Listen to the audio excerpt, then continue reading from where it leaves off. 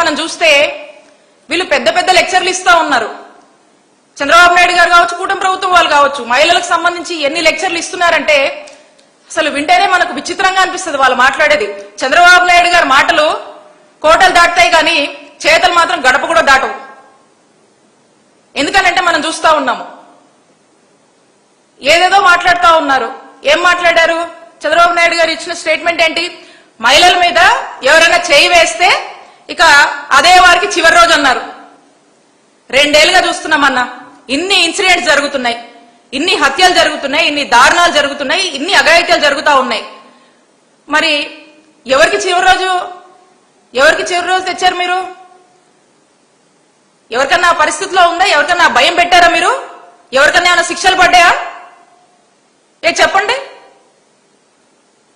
ఎవరికేం చేశారు? ఈరోజు అలాంటివి ఏమీ కూడా లేదు. మాటలు, డైలాగులు, సినిమా టైటిల్ ని కూడా మించిపోతా ఉంటాయి మీ డైలాగులు. మరి ఈ రోజు ఉన్నటువంటి పరిస్థితి అది.